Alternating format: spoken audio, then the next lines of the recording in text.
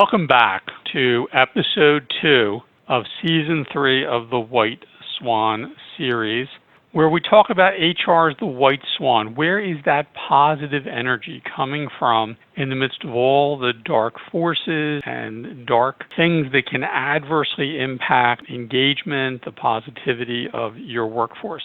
I'm Elliot Clark, the CEO of HRO Today magazine. We also host the HRO Today forums held around the world and manage the HRO Today Association. I'm joined by Judd Weisgal, who is the Senior Vice President for Madison Performance, one of the leading reward and recognition service providers in the world. Madison is also, by the way, the top-rated firm on our HRO Today Baker's Dozen. Madison Performance is the sponsor of the White Swan series. If you haven't listened to Season 1 and Season 2, you still can get those podcasts on HROtoday.com or on our Spotify channel. Each one of the White Swan series is corresponding to a question, and all the questions start with the letters of the words White Swan. So, episode 2, we're up to H.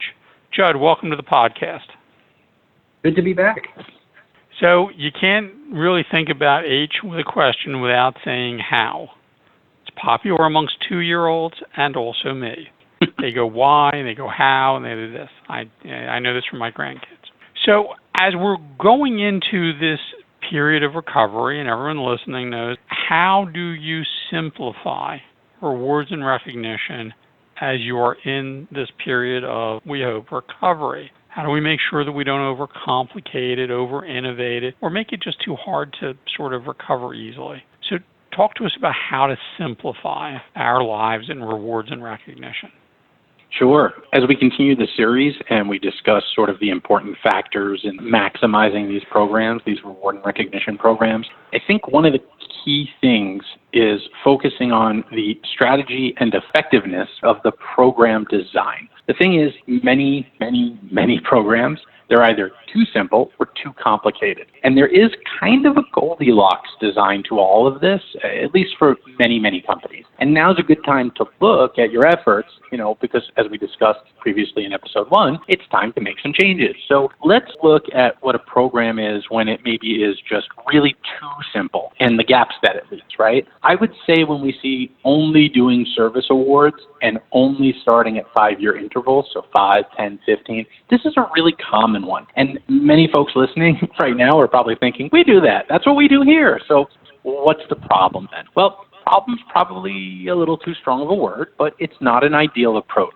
Choosing to leave a program to milestones only, especially with the first one being at the 5-year mark into an employee's time with the company, it's waiting too long. We know this now for the last decade, but it's taking time to sort of sink in. And then onboarding, 90-day, 1 year, and every subsequent year are more the norm now. So if you're not doing that, and I'll say it again, onboarding, 90-day, 1 year, and every subsequent year are more the norm now. It also addresses the fact that folks don't always or even often stay at a job for 5, 10, 15 years nowadays. So programs have additional components that are meant to maximize the time that the employee is there and then drive an ROI of some kind. By doing just service awards at 5 years, companies are essentially ignoring the vast difference between the workforce of 10, 20 years ago and the one of today. But there's a temptation, Elliot, to go the other way too, right?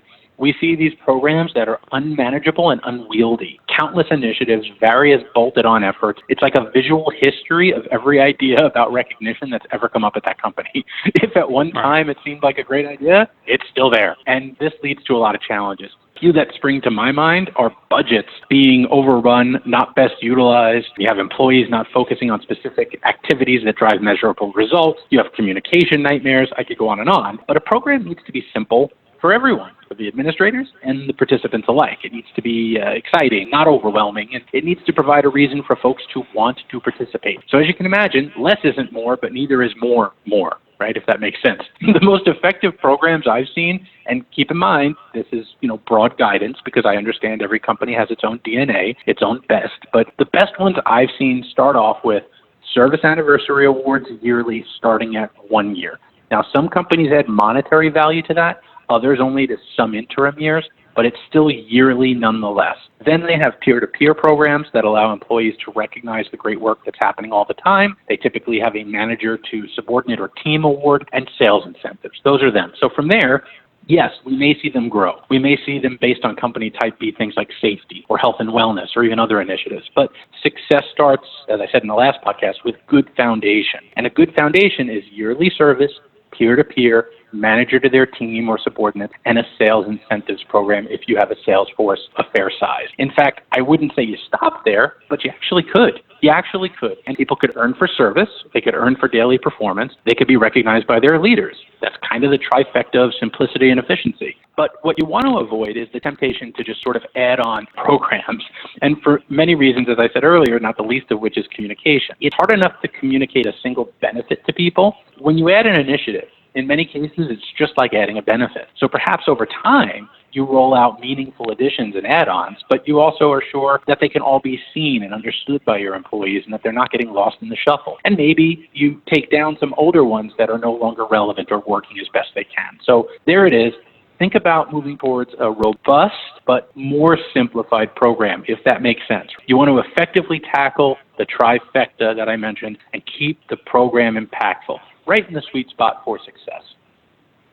So the answer to why do we do something can't be because we always have, because that's probably a bad answer. Because that means somewhere in the tribal history of the company, they've forgotten the rationale and no one's had the courage to call it out. And, you know, it's interesting. When I was first studying HR, I had a professor who used to say the number of times that a policy includes the word therefore is inversely proportionate to how much the employees will understand it. Right? If you have therefore in there 12 times, no one's going to get it, right? So your point about the over-innovation, over-complication, et cetera, how much control does HR have over that versus, let's say, sales management? And what can HR do to make sure that the line staff is really listening to HR about keeping it simple?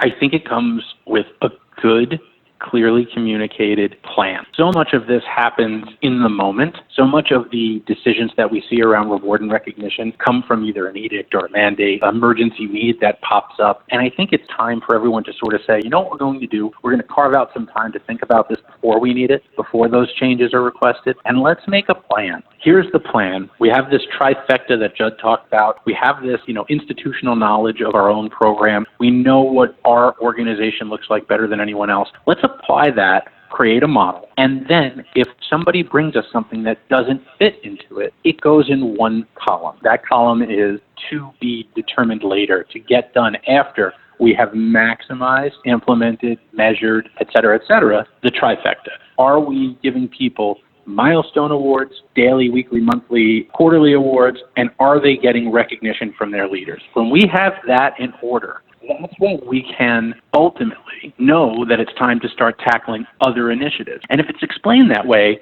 to everyone who's bringing sort of outside initiatives that may overcomplicate it, I think they'll understand. If I say to you, hey, that's a great idea. We have to tackle 1, 2, and 3, but your idea will be number 4 or 5 or 6. We'll get to it. Here's when, right? Because you have a plan.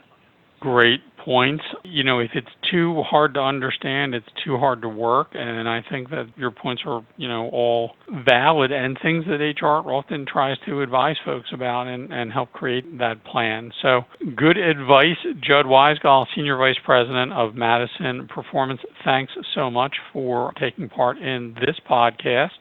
I'm Elliot Clark, the CEO of HRO Today. I want to encourage everyone, if you have not spoken to Madison Performance, look them up online and contact them. They've got some great programs. They're one of the top providers in the world. In fact, the highest rated one on the HRO Today Baker's Dozen. I'm Elliot Clark, the CEO of HRO Today. Thank you for your attention to episode 2 of season 3 of the HR as the White Swan series. Stay tuned for episode 3, which is the letter I. As you know, we are moving through the letters of the words White Swan. We've just done H. I is coming up soon. Thank you, and we'll look forward to you joining the next podcast. To listen to additional podcasts in the White Swan series, visit www.madisonpg.com. On their website, you can also speak to Judd Weisgal to discuss this topic or to speak to him about your rewards and recognition program.